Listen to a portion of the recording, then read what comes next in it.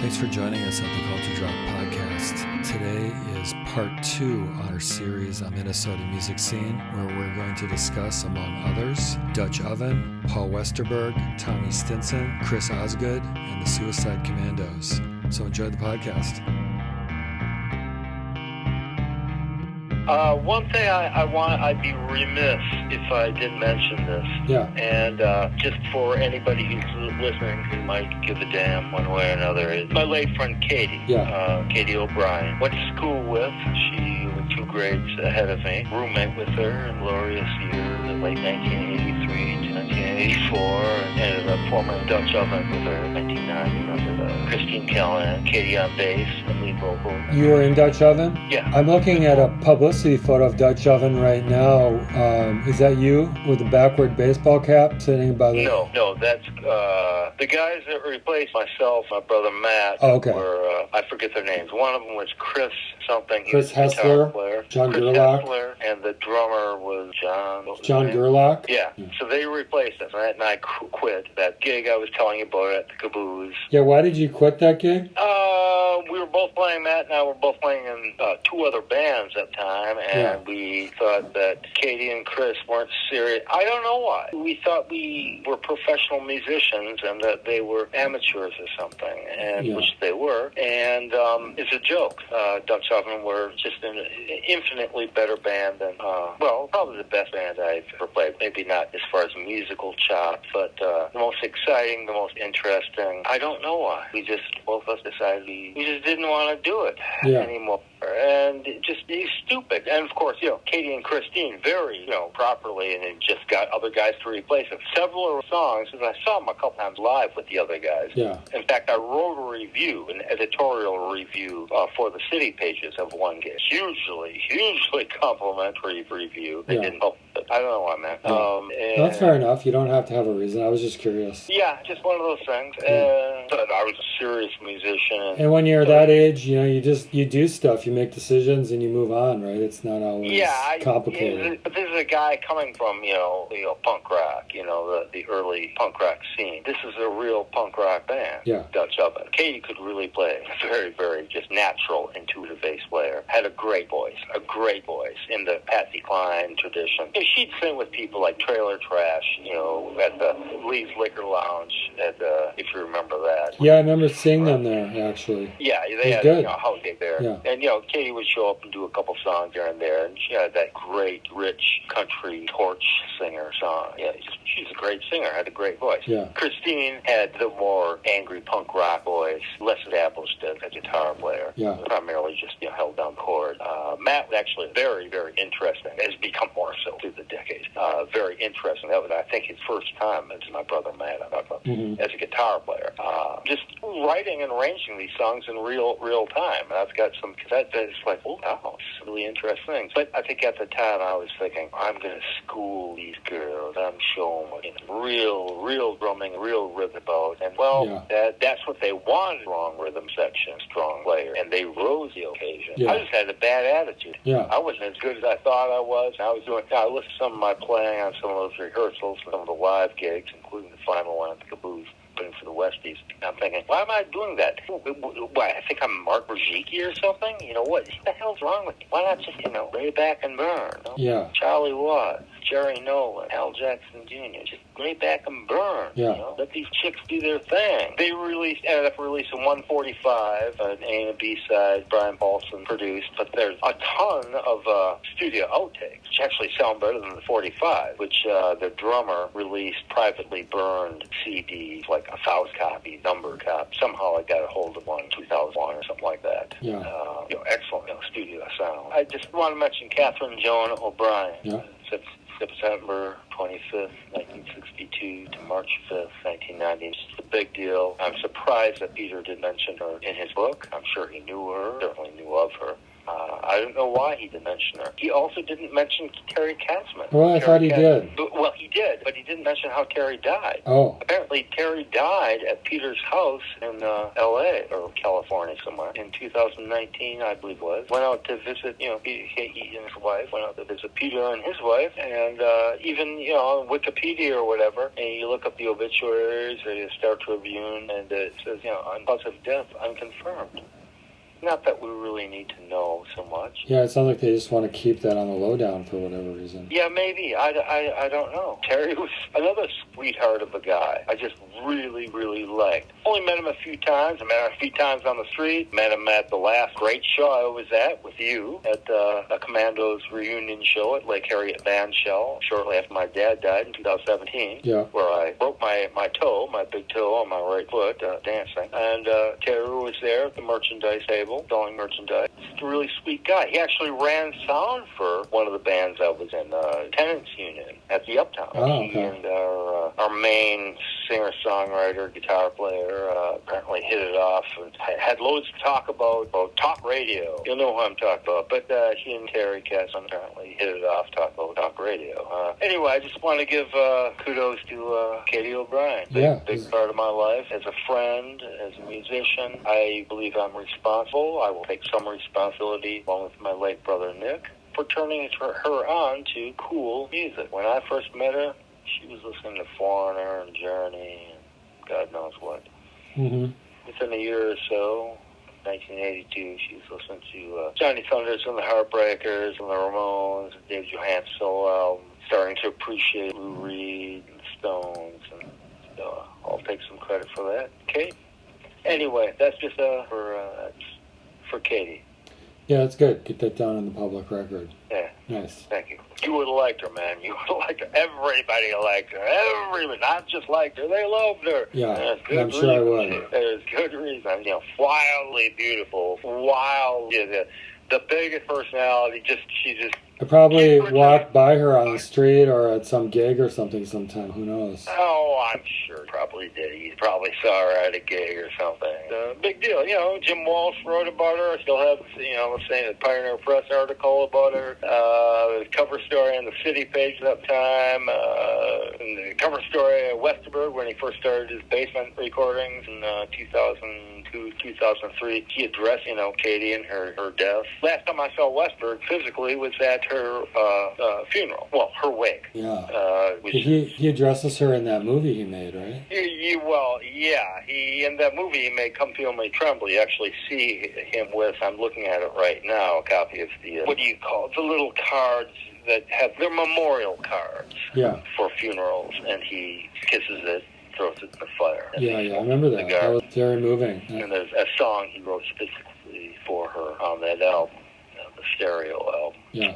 But walking into, there's a funeral home, or there was, right at the corner of Diamond Lake Road, right off Nicollet. Diamond Lake Road is roughly 45th Street, right? Right to the west of that, there's, I think it might be a Russian museum for Russian folk art or something. Anyway, it was a funeral home. Just can't remember the name of it. That's where it was. But that's one of the things that puts Westberg, to me, head and shoulders above everybody else in Twin Cities or Minnesota scene. Music tradition, other than, say, Bob Dylan or Prince Rogers Nelson. And what all three of these guys have in common, other than being slight of stature chaps with seemingly large heads, large craniums. Yeah. I'm not talking about ego. I'm talking about physically. Literally, yeah. Have all three of them ever been seen in the same room at the same time? One thing that they all share in common is that they both understand life and death. And Westberg is the youngest of them, just very slightly, maybe a year younger than Prince was. So it's not just rock and roll, not just good time, not punk rock. It's not just, irony that the man can write a song, and not just his lyrics. For my money, Paul is a more interesting musical writer than Dylan. That's not taking anything away from Bob Dylan, but musically more interesting, generally. Mm-hmm. And that took a couple years after the Replacements' first two for the album. Yeah. That's not to take anything away from my man Bob. Yeah. But what they all share in common, and I'm talking about Westerberg here primarily. Man understood the thin veil between life and death. So clearly he's a monopolar depressive. Yeah, and also you add on to that his musical influences, the Small Faces, the Only Ones, the Stones. His influences were cool, and his musical talent was head and shoulders above most as well. He wasn't just a punk rocker, you know? No, he didn't go in for that. He didn't, he was at the first Clash show in the Twin Cities, and that was September 12th, 1979. Yeah. And he had mentioned a couple times in the years, and he said, yeah, he saw him, and he thought, well, yeah, they're a good band and everything, but I don't know, I don't want to listen to records. I'm not interested in simplifying. West, clearly he didn't understand what they were about. The economic, social inequalities in Great Britain at the time. And he said, yeah, they seem like nice guys, like good guys, but I'm not interested. Well, he was interested in the Pistols. He listed them, it's probably because the Pistols were so, just over the top. I mean, wonderful sounding out, Yeah. Nihilistic in their attitude. But the Clash weren't. Now here's an interesting question. When I was listening to Sorry Ma today, it had that like immediacy of almost like the first Sex Pistols record. Where do you think that Replacements record fall on the spectrum of nihilism versus the more optimism of the Clash? That Sorry Ma you're talking about? Sorry Ma, yeah, the nihilism of the Sex Pistols versus the worldview of the Clash. It's just straight Midwest. Robert Christgau, I think, was talking about either the Stink album or Hootenanny album. He said, these guys make being pissed off sound funny and fun, just how it ought to be. That's a nice way to put it. Yeah. There's no comparison. I don't think it has anything to do with the Pistols. Musically, it's different. Their whole approach is different. The style is different and completely different from the Clash's approach vis-a-vis the Pistols. So we're talking about those 3 debut albums. I think they're all very different sonically, very different musically, and very different thematically. And for people who don't get that, that's because they're not really listening, and that's okay. That means you're not really into it. That's fine and well. But if you are into it, you would notice these discrepancies. I don't think that Sorry Ma is a nihilistic album. It's thematically. Its concerns are very small, like as small as what's bugging you today, or what's giving you joy, or just sparking wanting you to get out of bed or get out of the house, ride your bike today. The Pistols are something different thematically, and the Clash, that was something thematically different. As far as nihilism goes, that's mainly the domain of Pistols. And of course, they were funny as hell too. Very funny. Lydon was very funny back then, very witty and very intelligent. But the Clash, angry, socialist, left-wing, it's a very, very cheery album, their debut. Clearly, the Replacements debut they sound younger, not by much, other than Tommy, who was really young. He was like 13 when they started recording it. It's funny because I was going to tell you the story of Tommy coming to our house at 2641 Hennepin. Yeah, is this when he stole your beers? Yeah. I was living with Katie and my younger sister, Dolly. So he'd come over occasionally. Well, everybody would come over occasionally because Katie. One time I got off work, and a couple times it happened. It's just, I wasn't, a big drinker back then. He was like beer and, whatever. Not that I ever was a really big drinker, but he was, beer guy and, cases and 12-packs, which, were open to anybody else. There were a lot of people. I apparently had a lot of friends or associates back then, workmates and bandmates. It just happened too many times, 3 or 4 times, where Tommy would be over. And they'd mostly hang out in Katie's room. Well, my beer would be gone. Or one day, coming home, it was day, the night before, and there's Tommy and one of his little Mohawk buddies who used to actually work or hang out at the place I was working at the time at 24th and Hennepin, called Pezzuccelli's Pizza. Then it became, I think it's Savoy Red or something now. I was just set up, and there Katie wasn't around. He'd just leave the door open. People would come in. The security door. And he's like, Tommy, you owe me some beer, man. he had that voice. You've ever heard him talk? I think he still has to this day, even though he's, probably close to 60. Yeah. And he had the big Rod Stewart hair, like he has on the cover of the Let It Be album. It was around that period they were recording the album, and just irritating. It's like, no, man, you gotta knock it out. You owe me some money or some beer or something. And he just was laughing in my face, and he kept punching me in the shoulder. Uh-huh. And I was like, Tommy, knock it off. I'm serious, man. Laughing at me. I just got, I said, man, you touch me one more time, I'm going to take you by your stupid hair. I'm going to throw you out the window, right? What did he do? Punched me in the shoulder and laughed. Yeah. End of story. I was 19, maybe close to 20 at the time. He was, 17? Yeah. At that age, there's a big difference. It's not like, when you're allegedly adult. There's a big difference between a 19-year-old, 20-year-old guy and a 17-year-old guy. I just walked away. Yeah, punk, something like that. He said, yeah, whatever. So in retrospect, it was funny. At the time, he's really bloody irritating. And yeah. Well, I'm just glad for Tommy's sake that you didn't pummel him into oblivion. No, I mean, I really, but he was pushing it, and he knew I was a rock and roll guy. He probably just thought I was just something. Yeah, well, I'm sure he just thought he could weasel his way out with his high-pitched voice and I'm just good time Tommy, what are you going to do? Oh, yeah, he's Tommy Stinson. He's a rock star. I'm just some guy who happens to live the roommate of Katie's, who's a big deal as well. She wasn't a rock star yet, but, he wasn't totally a jerk. He was just, I was probably a bigger jerk to him for calling him out, I was probably the bigger jerk. He's probably responding appropriately, if you know what I mean. Yeah. He's just like, yeah, I'm here. I drank your beers, and I'll do it again. Hey, yeah. Hey, buddy, smack me in the shoulder, like, hey, don't touch me, don't tell you. Yeah. In a way, it's funny, Yeah. It's like, but ever since, and Tommy's a really, really talented dude. The guy's, monster bass player. He's an excellent guitar player. He's a very good songwriter. I think he's a little too, at least his stuff with Bash and Pop and Perfect to a certain extent. I haven't really listened to his old stuff since then, but there's just, I don't know, it's like a few too many chord changes or something, like he's trying to show that he can write a song. But mainly it's his voice. Even though he's a pure, natural musician, pure, natural rock and roll guy, it's just the quality of his voice and phrasing has always just kind of rubbed me the wrong way. Yeah.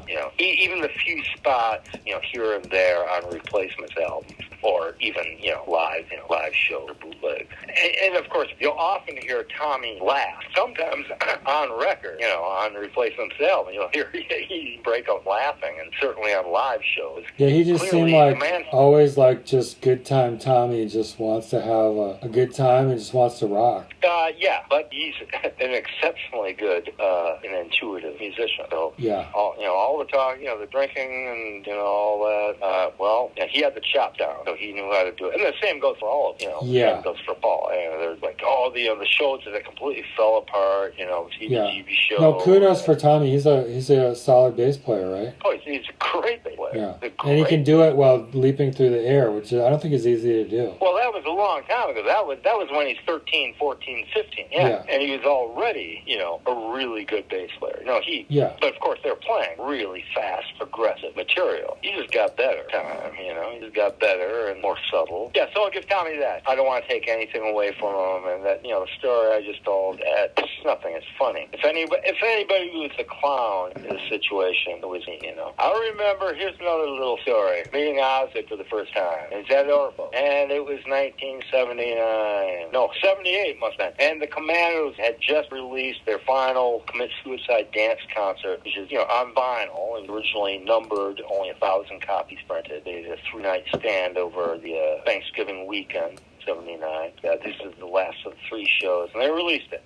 And since subsequently, Terry Katzman released mostly the entire show on CD on his own garage door record imprint. That was 20 years ago or something. But anyway, there I am at Orpho, and I go in, and I'd called in advance because I've been trying to find a copy of the Clash's Complete Control single. Right, this is supposedly one of the greatest, up there with Anarchy in the UK. This is like the song, right? Now, I already had their first album, the British import copy, the original, album, and the American copy of the second album, Give 'Em Enough Rope. So I was hip to the band, and I even had, like, a couple 45, Clash City Rockers single with the Gel Guitar Doors, and White Man and Hammersmith Palais, Lives Around the Side, but I didn't have the big single, Complete Control.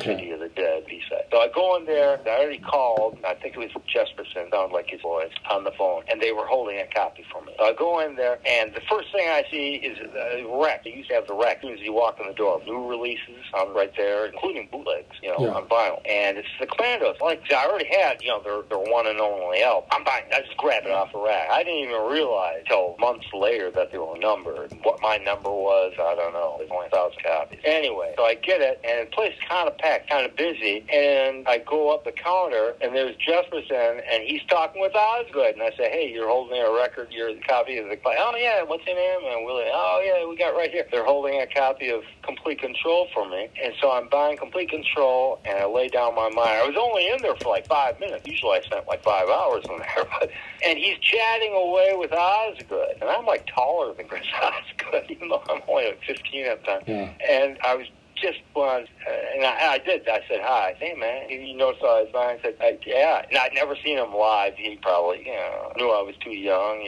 just by looks. And of course, what's Chris Osgood's favorite word? F-U-N. Yeah, well, it's a lot of fun. He probably used the word fun like 5 times in our brief exchange. He's kind of a lovely guy, And I didn't shake his hand. I was kind of too shy, but I wanted to ask to autograph it, right? I was just too shy. And he was engaged. He was talking with Jesperson and maybe Jim Pearson or Katzman. I don't know. There's a few people up there at the counter. But I remember that well. That was a fine day of purchases, Yeah. So I've been waiting for almost a year to get a copy because they kept selling out, in the 45 section. Because, they got all the late 45 imports like that at Orfo. Buying that and the Commandos album and meeting us. I met him a couple times through the years, formally, whatever. Lovely guy. One of Chris Osgood, for the record, one of Chris Osgood shall be synonymous with the word fun. Yeah. In Peter Jesperson's book, he talks a lot about Chris Osgood and, Suicide Commandos and what he did as part of in the music business and various parts of his career, and just how instrumental he was in various phases of the music scene. Yeah, well, Osgood actually taught music at what was it, McPhail? I don't know. Is that the music college, McPhail Center for the Arts, for several years, I believe. I think it was McPhail. But yeah, no, Chris is a pretty hardcore musician. Yeah, it's funny that he's widely known. The Commandos as they were doing the thing before anybody's using the word punk rock. Their first album came out a year after the Ramones' first album, which is 76. Right. Nobody, I don't think in New York City, and certainly not London, had coined the term punk rock yet. Okay, Lenny Kaye, used the term to describe 60s bands, American garage bands from the 60s. Well, okay, but we're talking about them, the mid-late 70s context. They were just a really hyped up, great players. All, Osgood, the beast of guitar player, all same thing, Keith Moon was without the bad habits and a sense of proper sense of rhythm, a proper pulse. All Mass, great bass player, probably the best singer of all. Have you heard the Commandos' long-awaited second album? No. Time Bomb came out in 2017. Okay. That's what they were kind of promoting when we saw them at Lake Harriet Van Shell for that pre-show. I thought it was only released on vinyl and digitally. Yeah. I found a copy for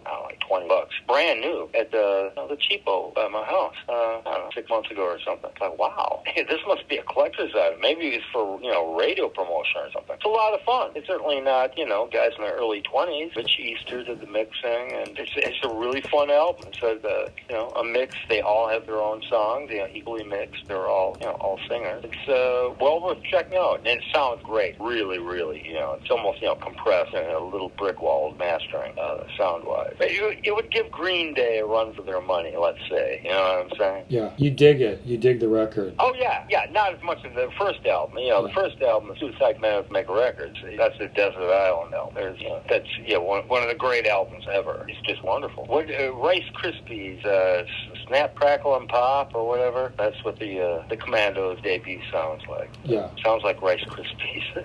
Yeah, that's cool. Yeah. You spent a lot of time on the replacements and a lot of other people. Do we want to continue this at a different time or just keep rolling? What do you want to do? Yeah, I've got a couple of thoughts, and then I actually have a list of like Minnesota bands I kind of want to get your reactions to and also share my reactions. We can either stop here and do that as a separate podcast, or we could go for like another 45 minutes. But regardless, I think we're going to have to do a separate call. If you have some definite ideas, like some notes and things that you want, I say that we could stop now and pick it up later. Okay, let's do that then. Yeah, because if you already have some definite things that you want to address. Yeah, I've got an interesting list of bands from 1980 to now that I think you're going to have some interesting things to say, and I've got some things to share too. Oh, good. Excellent, because I just don't know what's going on now. Yeah. I know The Rope has a new album out. Yeah, have you heard their new song? No, I suppose I could. I actually somehow, like a couple months ago, I tried Facebook. From a link from something on my news feed, and it allowed me back in. For like 10 years, I was locked out of Facebook. Yeah. And it just allowed me back. They wanted me to upload ID, or I don't even like you. No, I've actually been able to look at Facebook. Oh, good. And so I saw Jesse, a couple of his posts that they have a new album out. Yeah, I'm guessing, what is it, Nightbirds is the name of the new album. And I have to say, at what they do, they are very good. Sure. They are very, yeah. But, and as they progress, the production gets better. Yeah, I was very impressed with, sonically with the sound of the first album. Or I don't know, is this their first or the second or third album or what? I don't even know. Yeah, I don't know how many albums they have. Yeah, I just remember hearing the first one, Water to Wine, I think was a single or a song from. Yeah, so I don't know how much I'm going to really know about, today's, scene. Well, I've discovered some new bands that you can research on YouTube that I think you're really going to dig. Yeah, there's been a few that I've liked, through the last, we'll say, since, in the 21st century. Yeah. That I've dug locally. The Owls are one of them. Yeah, you just pick it up later. But this was a good conversation because this was just kind of free-ranging, and I think they took some interesting twists and turns. I don't know. As scenesters, as hipsters back in the good old days. What do they call old school? We're old school hipsters. Yeah, we got a few stories to show. Yeah, we got something to show the youths of today. Yeah.